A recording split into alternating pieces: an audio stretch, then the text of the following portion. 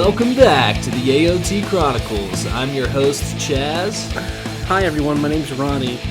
And today we're going to be covering Season 3, Episode 5, or Episode 42, Reply. Yeah. What'd you think about this one, Ronnie? It was pretty good. Pretty good. Oh, okay, just pretty good? Yeah, I'm just going to give it a pretty good right now. You always know how I am before these, When we first get over here, we do 3 episodes in a week. So I pull up my notes, and honestly, it's a little overwhelming. I just see a bunch of words, and I'm trying to remember because they all get mixed in together. It takes me a couple minutes to really get into the episode.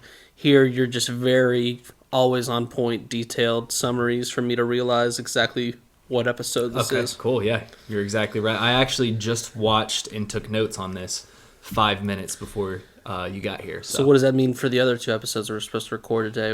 Hopefully I've got those in my dome, all right. in my noggin. When's the last time you watched those? 30 days ago, I think. Should go well. Everyone tune into those next 2 episodes. But why are we talking about those? We're on this one right now. It's Reply. Let's talk about it. All right, so we're going to start off in the interior. And before we get started, I just wanted to say Erwin looks like shit in this episode. Yeah, poor Erwin. Yeah, that guy has been through it. And he's not like Aaron. He can't just regen his beautiful face back to normal. He's going to be like this for a while. The one thing I will say about his really bad black eye is, don't get me wrong, it's bad, but it's not as bad as it should be because he's got those bushy eyebrows helping hide it. It was like a sponge. Yeah, it kind of provided a little cushioning. Right. It's working in multiple ways. It provided a little cushioning, which is good, but then it also kind of helps cover up once it's just real raw and black and bruised. Well, let's get right into it. So we're in the interior, and we've got some citizens. They're just talking about, and they're showing us that the gallows are being set up for the hanging of Erwin Smith. Love a good gallows. Yeah. I haven't seen some gallows in a while, so I love seeing it. But yeah, they're pretty much just talking about, his judgment is being started right now, and more than likely, we're going to be seeing him hanging from there here in a little bit. More than likely. That's what they say anytime, gallows are being stood up. People go, more than likely here few minutes from now, we're definitely going to see some bodies hanging. So he's like, go get Fred. This is going to be interesting. So get a good spot, because more than likely, this is probably going to happen. So we get to the meeting now inside, and we've got, the nobles and King Fritz, who is still sitting there looking bored as hell. And then obviously Erwin being ready to be judged.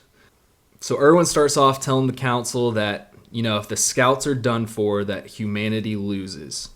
He asks them if Wall Rose were to be breached right now, the refugees would then have to flee here, and they would have to take refuge all in Walsena. Here's the beginning of my hot take for this episode, and you're going to have to kind of just roll with me for a little while because we kind of actually figure a little bit more out about it as the episode goes, but this is just the flow of my notes. Okay. What is the deal with the Wizard King? He's obviously just a poster boy that they put on the throne because he will just do whatever the other guys say. But even when, phrases such as Wall Rose being breached comes in, he just stays posted up on the throne, laying his head on his hand, just staring into space. Yeah. I think he's addicted to whatever this city's version of heroin is. Okay, I like that take a lot. Either heroin or maybe he's not even real. Maybe it's just like a human doll. We haven't seen, they haven't really talked about that stuff, have they? Heroin? Like drugs and stuff in this, yeah. It's gotta exist. Yeah, alcohol is the only thing that we've heard about, and there's other stuff. Yeah. They got a whole black market selling guns and ODM gear. You don't think they've got a little black tar heroin running through the streets? Or even I guess meth might be a little hard to make, but I don't know. That's a good question, actually, now that I think about it. Great take, Ronnie. Thanks. You're really on top of your shit today. One of these bumbling citizens that have just been inside the wall for the past 50 years. They're not, they don't have some sort of underground drug ring. Yeah.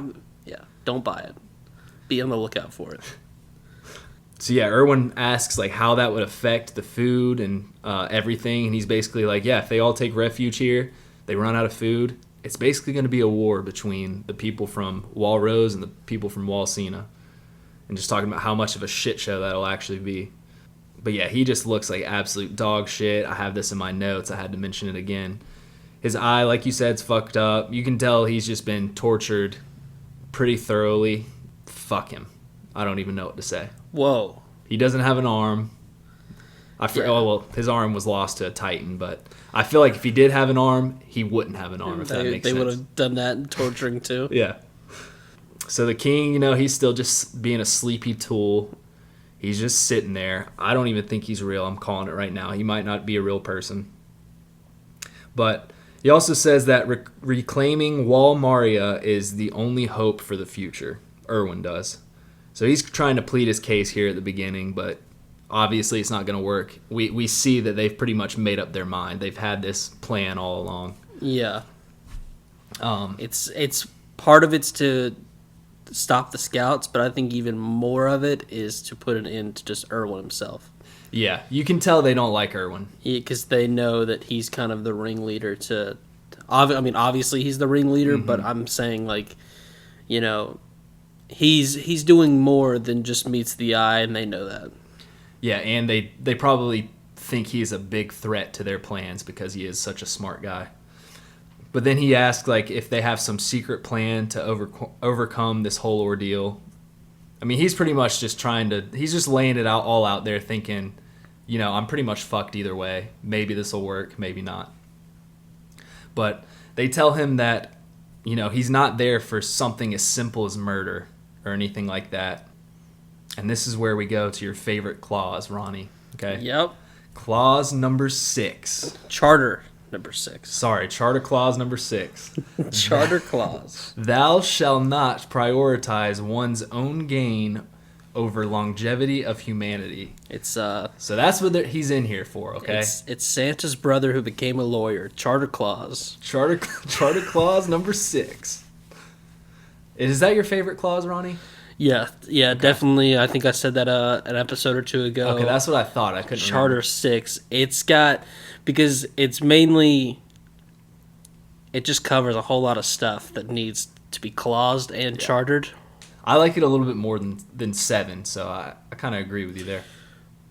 3's kind of the OG, but then they came up with charter number 6, and that's really kind of taken everything to a whole nother level that I appreciate. Okay. So... They're pretty much saying, you're not here for any of that. You're here for that charter right there, buddy. Buckaroo. And I just don't like these guys at all. I feel like they've done nothing to help people. They're all a bunch of just fat pigs. Just a bunch of slime balls. You can't... no one knows a single one of their names. Yeah. Name one guy in this room. Noble number 1. Yeah. What do you... That's exactly right. I wonder if that's the set. Let us know, manga readers... Do none of these people have names in the mangas either, or was it a decision that just, like, it wasn't necessary to go too deep into it, so they just kind of kept them noble people? I think that'd be interesting, because... Yeah, we know King Fritz, and he hasn't said a word this entire time. Yeah. So he doesn't King Fritz really is obviously, but just, like, this one fat guy with the mustache who seems to really be the ringleader. Mm-hmm. Because I see it both ways. I can see it being done on purpose as just, like... Yeah, these guys don't have names, but they're the ones running it. It doesn't even matter what their names are. And I could also see it being like, well, we just won't even worry about introducing this into the show because ultimately it doesn't matter too much. These guys are important, but at the same time, it's like they're a collective group, so you don't really need to know them. But yeah, they talk about how another reason was because of Aaron. They said, we told you to give up Aaron, you concealed him, and you killed Reeves to cover it up, and that's the main reason.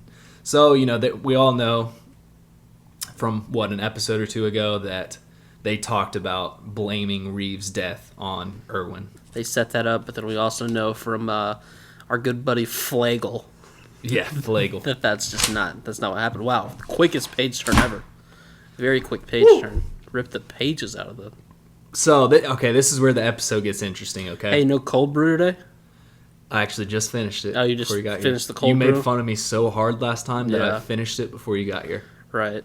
So, way to go. I mean, I can't. Last time it took you 3 hours to finish it, so Well, pretty yeah, impressive. I mean, I with bought you. it at 12 o'clock. It's 4 o'clock right now, so. Okay. So you really got to take your time with it this go round. And I am on one right now. So I was about to say, this is where the episode gets real interesting for me, and where I come to really enjoy this episode is when Pixis is in here, okay? Pixis gets some screen time. We don't normally get a lot of screen time for Pixis, and whenever he's on, my dick just goes up. Well, it's just like I was saying the other day. They always are teasing us, you know? They know what we really want with Pixis, but they never quite give us all of it. So they ask Pixis, he's there obviously for the Garrison Regiment, and they ask him if he's comrades with Erwin, and they say that, or then Pixis says, that you think I would be aligned with this guy, this human murderer? He's not even a scout, he's just murdering people. So we're kind of like, whoa, Pixis, what are you doing there? Wait, I thought we were bros. Yeah, come on, buddy. And then this is where we get to Chaz's QOD. Quote of the day, yeah. I thought initially you were gonna spell quote, so when you walked in there with an O and a D. Wait, did you say QOD or? Yeah, a lot of times when you do acronyms like that, you don't have to put T for the. So it's just, Yeah, did you? But okay, so you did say O. You didn't say U. I said QOD. Okay. In my head, you were just so getting ready to spell quote that I think I initially heard Okay. QU and then you said D, and that's what Q. threw me off there. Well, if you think about it, when you say the letter Q, you're kind of saying U at the same time. Yeah. So I just want to specify this wasn't my fault. This wasn't your fault. Okay. This was just a little bump in the road that we've taken care of. Can't wait to hear your QOD. All right. So we're at CHAZ's QOD right now. And Wait, go ahead. And here it is, the QOD. Wow, really seemed to hit home with you there. All right, so Pixis says, sorry, I was reading other things. Right. Pixis says, in this cramped world, we humans have one... Jesus, dude. That's okay. a great sorry. quote, yeah. I'm retracing. Everyone, bear with me. I'm sorry. I'm glad to know you take this segment super seriously. I do. I was taking it so serious that I messed up. I was focusing on the QOD. All right, here it is, right here from Pixis, his beautiful mouth. In this cramped world we humans have, one spark will engulf all in no time. You said crimped? Cramped. I said cramped. Did you say? I said, in this cramped world we humans have. I cannot wait to go edit this episode. Yeah, because I didn't say it, buddy. Wait, did you say crimped? I said, in this cramped world we humans have, one spark will engulf all in no time. Let me just say, I'm not even picking on you because I feel just as questioning about myself than I am you. I already messed up with the QUD. Yeah. You might have said cramped and I just heard crimped, but 90% of me thinks that you said crimped and I cannot wait to get there. Well, if I said crimped, then I don't even know what that word means, but Which whatever. is why I had to question. Okay, but I love that line because it comes from Pixis' mouth. Oh yeah, great line. Okay, and it's a great line, okay? So that's Chaz's QOD. If you like Chaz's QOD this time, let me know. Let Chaz know, don't let Ronnie know. So tweet me. At Thepodcastchronicles. So Pixis says that he told his troops this when the Battle of Trost happened, which I don't remember. I guess we might have even have heard that too, but I don't remember that far back. Heard what exactly? That quote. Like he says he said that when Trost, the Battle of Trost, but I don't remember it. But then Pixis even makes a Titan hungry joke. Did you catch that? Yeah, well, remind me. I did catch it at the time. What was it? So he kept talking, and then he's like, and if everyone all the refugees just came here, he's like, that would probably leave a lot of Titans hungry who have no one to eat. So Pixis is on one this episode. I love it. And King Fritz responds with nothing. With that right there. Just keeps staring off into space. So then the nobles talk it over. They laugh at Pixis. They're like, oh, yeah, this guy's on our side. He's totally on our side. We got this guy right where we want him. And they announce that Erwin is to be sentenced to death. Dun, dun, dun. Boom. And that's when this guy's really come around to me, okay? Nile. Yes. From season 1, episode 24, when Annie was obviously fighting in the Stohas district. Right. Nile was such a piece of shit. Holding Erwin at gunpoint. Yeah. Which, you could see some of that, why he would do that, but just what a douche. And he's really come around, and you can tell that he's questioning everything that these nobles are doing. Yep. Because he cannot believe it when they say that Erwin's sentenced to death. He's like, is this really what you want, Erwin? Are you shitting me? This was your plan? And then we see Erwin. Right when they say that, Erwin starts to stand up, and he gives that evil smile of his, that devil smile. Right. And that's when the doors burst open, and we have a garrison regiment lady saying that Walrose has been breached, and that the refugees are starting to flee here into Walsena. And that's when just all hell breaks loose inside. The nobles are like, oh, shit in their pants. And I got a little ahead of myself earlier. This is when King Fritz, he's still, really cruising on that heroin high, and he's still just looking off into space. Pixis, on the other hand, he's not flinching, but it's not because he's on heroin. It's just because he's ready for this. And he starts calling out. He's boozed up, so he's... Well, but is he not boozed the normal amount of booze that he... I mean, at this point, that's true. He's just on his constant level, right? It doesn't change. And that's when these dumb nobles say to block all the refugees from entering. Do not let a single one of them in. And then that's when Nile is like... Well, that's after, like I said, Pixis was so on it that he just started commanding things, right? Yeah, sorry. So yeah, Pixis immediately says, he starts commanding. He's like, let them in. He's like, we got to defend them off, defend the Titans off. And then that's when the nobles are like, no, we're not letting a single refugee in here. Mm-hmm. And that's when Nile, the boy that's coming around, he starts becoming really skeptical of these guys. He's like, are you shitting me? They're not going to let a single refugee in here? He's like, I'm from Walrose, and these bastards aren't going to let any of them in? Yep. So, and which is exactly where we got to talk about this. It was such a good bamboozling that I didn't even pick it up the first time I was watching it, or if I did, I didn't remember it, because this all goes back to we might have been getting there. Well, here, I'll take most of the blame on this because I went through an entire scenario while you kind of just sat over there and looked at me. So it turns out Erwin is not a joker. He's not Joker kidnapping playing psychological games with Nile, but he was getting a feel for exactly like the lay of the land, and he knew he was asking it just to figure out if Nile's family was inside Walrose, because he knows Nile's going to be up there when they sentence him to death, and he knows when people run in and say, and the shitty nobles are like, no, don't let people in, that's going to play right into his hands because Nile's goddamn family lives in there. Awesome. Which is a great catch by you, Ronnie, because Erwin is he's such a genius, and he's just so calm and collective. You don't really know what he means when he says stuff like that. And it's not even like the plan was already on, but it was like it was a chance for him to get reassurance before the next day, and he had it, which is why he just smiles. He's like, oh, this is going to kill. This is going to slay tomorrow.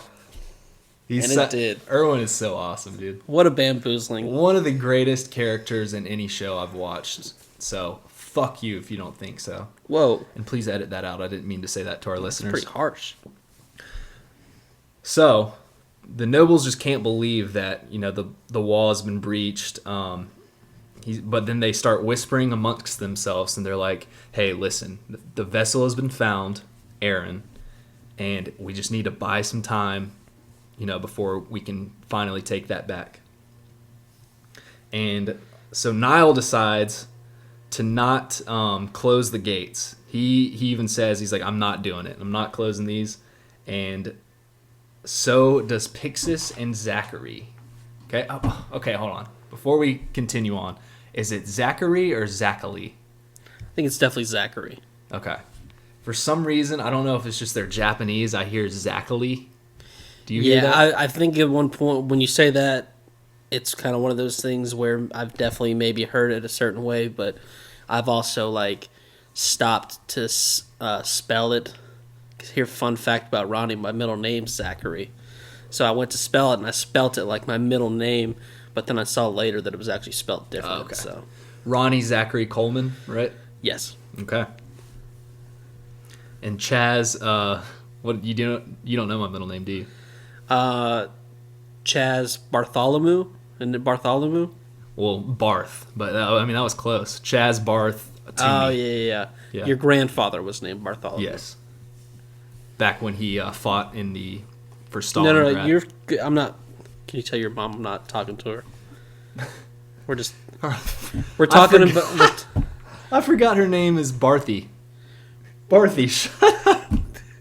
Can you believe that? What a stupid name! I know.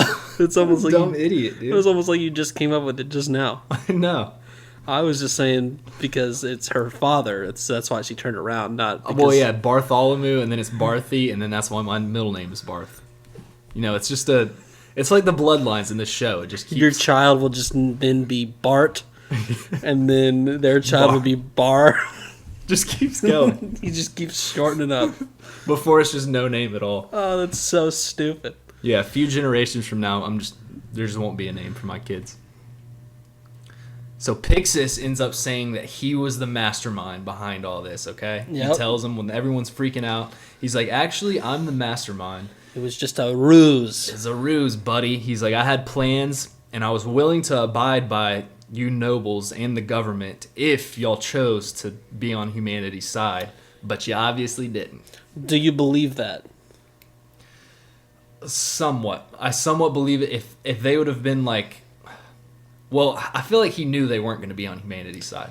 Okay, let's play this out for you. I do think so, too. And I feel like they were very confident, so maybe we don't even need to have this conversation, but just for lack thereof. Let's say they say this, they go, oh, yeah, we're not thinking about something. They go, oh, yeah, we actually do need to bring all those people inside. Let's bring them inside. And then they go, okay, and once all those people are inside, then we're killing Erwin. Does Pixius just ride that out? I don't know, man. I feel like almost he has to, and I also feel like Erwin isn't going to fight it, because I feel like that's the type of guy Erwin is. I feel like he's going to be like, we didn't win this one, but the kind of shitbirds they are, so don't give up, expose them for who they really are. But that's interesting. Possibly don't even need to have that conversation, because obviously they were so locked in, they knew what kind of slime balls these guys were, but... I feel like Pixis knew these guys were slime balls, but... I mean, he said it just last episode. He knew the day would come when he was going to have to point a gun at the king. Oh. And even though the king still hasn't said a word. Yep. We're getting to him, right? You got some notes about him here in a second? Oh, yeah. Then Pixis, after he says, he's like, if you would have chose humanity, I would have been on your side, but you didn't. He's like, and this isn't a threat, by the way. This is a coup d'etat. Okay. Suck it. I don't know. They say coup d'etat just in the show in general. Sometimes it happens with the other scouts like 12 times over this like next 3 episodes. It might even happen a couple episodes ago, but I was just like, I noticed it but didn't put it in my notes, but I think it's funny how much they're saying coup d'etat. Yeah, I did notice that. After Pixis says it, they say it even more in this episode too. I'm pretty sure Armin says it like 3 times when he's doing his beat bop moments. So Erwin says, if the walls really did break, you would have broken Charter 6. Charter 6. And he goes, and by the way, that's a fake king too. I love how he just throws that in there at the end. He's like, oh yeah, and by the way, that king's fake. The king's fake. He's really a wizard that you guys have sitting up on that throne. And that's when one of the nobles just, starts, I think it's noble number 3, he starts shaking the king. And the king like wakes up and he's like, oh, is it time to eat? This guy's been asleep this whole time? Are you kidding me? This guy can sleep with his eyes open. This guy's just been snoozing this entire time. First of all, definitely heroin. Oh, yeah, he's on Second of all, have you ever met one of these freaks? I've known one person my entire life who could sleep with their eyes open. Their name was Shane. Okay. And he just fell asleep in art class in 4th grade. And he was just had his head on his binder and was just staring. And the teacher kept calling him. Teacher kept calling, and then walked over to him. And I was sitting like across. He was essentially staring at me, to where the teacher thought I was involved. And then finally, he like woke up, and then the teacher. She took him to the hospital. She was kind of mean, so I don't think she believed old Shane at some point. But did you comfort Shane after that? No, he was very weird. One time, he was on my basketball team. He was really terrible.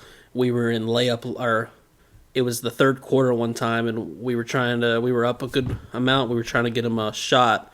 And so I passed it to him at half court instead of, driving in and taking a normal 2-pointer. He flipped his back to the goal and slammed it against the backboard backwards. Did you take him to the hospital? He was he was definitely a little knocked. Not what's the nicest way to say this? You know those people that definitely have something a little wrong with them, but yet they're like they're functioning enough to try and be one of the normal kids? Yeah. That was Shane. Okay, that was well put. Thanks.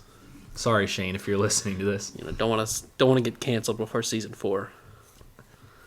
So, I think he graduated, so good on him. Well, was he on the basketball team? He was not. Okay. He got into a couple fights in high school. Got pretty heavy. He's probably taller than you, though. I'm not criticizing his weight. Firsthand, I know struggles about weight. Just you seemed interested in him, so I'm just breaking it down for you. Okay, well, back to Erwin. He had red hair. The poor guy just had nothing going for him. Shane, buddy, if you're listening to this, Shane, shoot us an email. Thepodcastchronicles@gmail.com. So we get back to Erwin, and he's telling Nile that humanity has now gone down a new path, much more dangerous than the one before. What do you think that means? I think it's dark.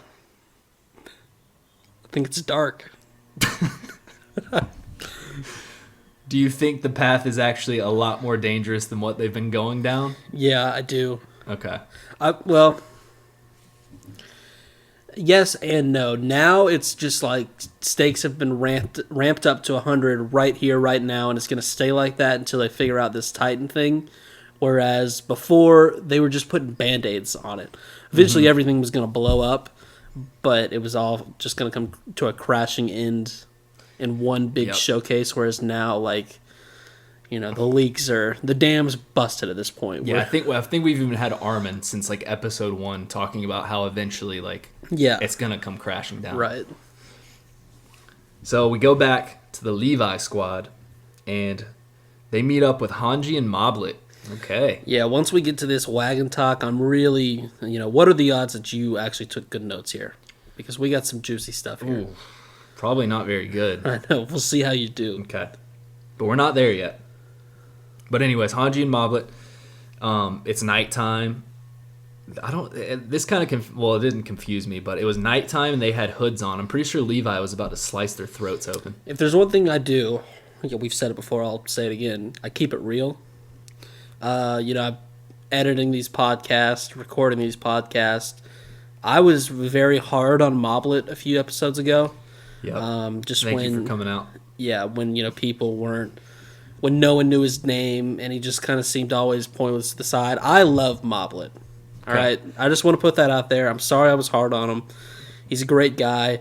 I hope he wins Hanji's hand in marriage, and just real team Moblet. You know what I love about Moblet?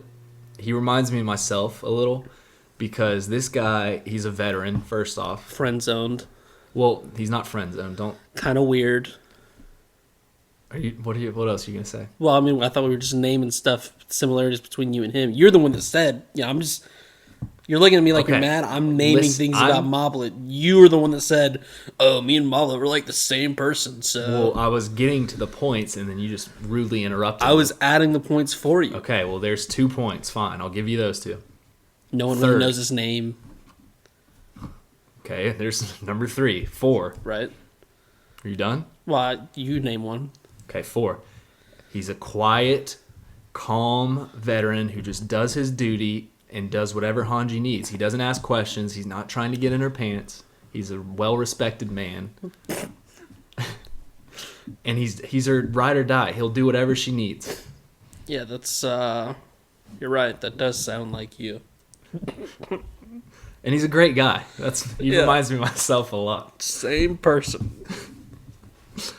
And he probably does something really heroic later on. So, Flagle. Okay, after they give him the little low... Okay, sorry. Where am I even at right now? I talked about Moblet. Hange and Moblet tell Levi and the squad that the coup d'etat was successful. And everyone cheers except for Levi, because he's Levi. Yeah. And then we go back to Flagle, one of our ride or die boys on this podcast. Yeah, I see a lot of similarities between me and Flagle. I'm not even going to name any, but yes, you're right. See? I keep it real, unlike some people on this podcast. Okay, sorry. I'm way more like Levi than I am Moblet. So yeah, you're right. Can we get to the end of this episode? You're making me sick. So Flagle is talking to the newspaper reporters, and he's telling them to print the truth. He's saying King Fritz is a fraud, and he talks about his dad's death and what he really saw. And the newspaper guys actually do it. So unlike the journalists of nowadays, they actually print the truth. Crazy. Whoa. Huh? Jeez. And Hanji's hot, by the way. We go back to Hanji, and gosh, she is so hot. Well, it's the glasses. No, it's not, because I've seen her without the glasses on, and she's still just as hot. Okay, Moblet. It's the glasses. Okay, whatever. She's talking to Levi, and then Levi apologizes for the 3 people that she loaned him that he got killed. Poor Levi, man. I want to talk about Levi. He is... Okay, wait. Let's play a game here. I did it one time. Can you name the fiery redhead? What was her name? I was able to do it last week. Nifa or something. I think that's right. Yeah, Nifa. Good work. All right. Every few episodes, we got to call back and see how long we can remember the name Nifa. She was in it for a while. Rip. But Levi, poor dude, you can tell he just holds back so many emotions. Like, just the fact that he mentioned that, you could tell it was really bothering him. Even though he slayed a lot of people out right after that, but still. Page turn. Whoa, page rip. That was... Well, wow. There goes those notes. Page rip, jeez. Those notes are done. I guess I'm going to have to go off the hizzy right now. That was a first. But then Hanji talks about how she thinks she knows where Aaron and Historia are. Ooh. Calling card. I wonder what this is going to be about. Underground chapel. Maybe this is what Hanji was talking about. Maybe. A sacred location where royal family's power has been passed down for generations. The walls are composed of naturally luminescent somethings, which is thought to have been from a titan using its powers. You know, 2 things here. First of all, anytime you come across a place that's covered by luminescent somethings, Yeah. and this kind of leads into number 2, you know that might be a good place for people to be. So it's a good take on Hanji's part. Okay. They might be there. Okay. It's anyone's guess. And then we're back to Nile, okay? Nile tells the people that he's talking to like citizens now and some of the MPs, and he's like, yeah, someone from the true royal family will take the fake king's spot. He's like, don't worry about how this is going to happen, but the coup d'etat is successful. He's like, and we're not going to have like military rule or anything like that. We're going to have the true royal family take the spot. So I like how Nile, I'm beginning to like Nile a lot. He's a family man. Yeah. He's not a military ruler. He's not trying that bullshit. I love how this episode we're just sort of listing a lot of attributes of each character. Well, hey man, this is a good time to do it. Then we got Erwin with Zachary, and he's on a wagon, okay? And he still looks like shit. But Erwin says that for humanity's sake, we probably should have just left it to the government. He's having second thoughts now. And he's kind of depressed, it seems like. Right. He's like, they've kept humanity alive for so long until now. He's like, why didn't we just leave it with them? And he asked too, he's like, Zachary, do you think we should have done that? He's like, should we have let Aaron go or what? And Zachary said he's always hated those bastards and pigs. Whoa. This is where I started to like Zachary too. He's like, I've waited for this day for so long. Even if you wouldn't have done that, Erwin, I would have eventually before I kicked the bucket. Are you sure? Where have you been, man? Yeah. Well, this is where he comes and says where he's been, but not really. He says he couldn't have cared less about the coup d'etat or saving humanity. You just couldn't care correctly. I like him for that. Yeah. And he's like, I don't care if it was good or bad for humanity. He's like, I hate those pigs. He's like, just like me, Erwin, you prioritized yourself over humanity. Wow. I love it. Which brings us to where Zachary has been. Prioritizing himself over humanity and not giving a shit. Well, that's not really a location. It's not a location, but that's where he's been, okay? And then that's when he asks Erwin what he really even wants, and Erwin goes, I have a dream. What? Huh? Since he was a child. Okay, all right. All right.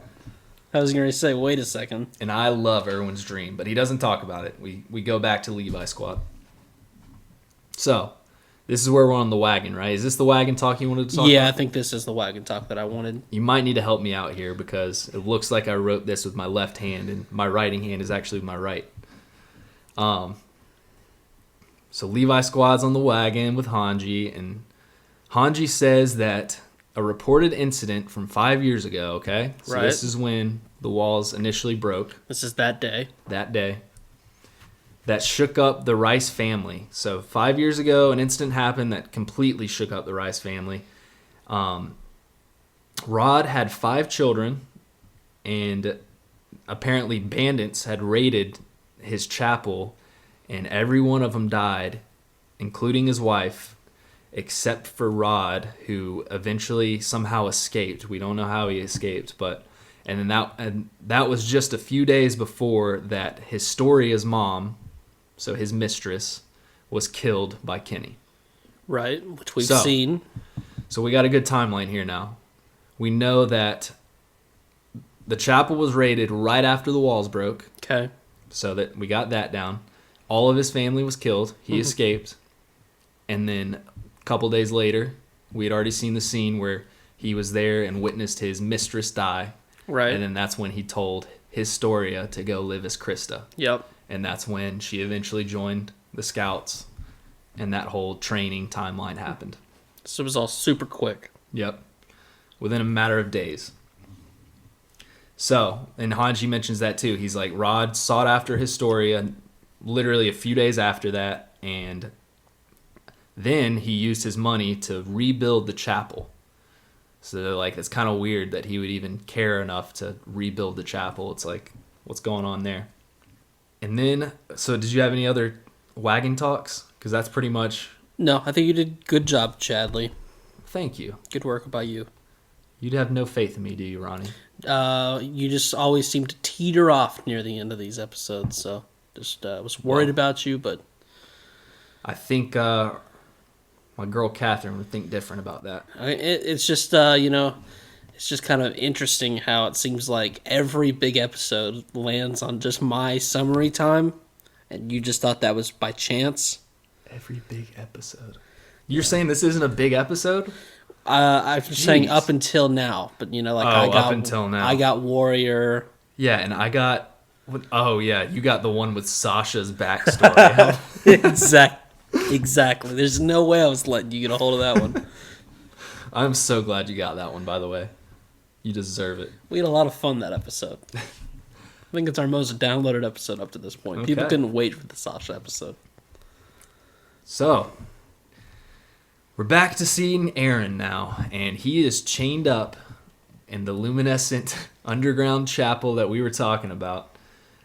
And he starts thinking, it's like when he's waking up, it's almost like he himself. Did you catch this flash? It was like a flashback / I don't know what you want to call it. Just like a memory, a dream, where a girl is brushing her hair in the mirror, and it looks like Aaron. It does kind of look like Aaron. I was like, is Aaron picturing himself as a girl? But we know... Weird. We know from the clips we saw before that it's Frida, which was one of Rod's daughters. And then that's when we go back to the wagon people, and they're like, Hange's like, we got to get to this chapel. Everyone, let's go. And Armin starts doing his beep, bop, beep, beep, beep, bop, bop, bop, bop. And he's thinking of, because, they think Aaron's about to get eaten. He's like, I wonder who Aaron would have ate to get his powers. If that's how Titans really get their powers. And then that's when Historia walks up to Aaron, and the episode ends. So... Good episode.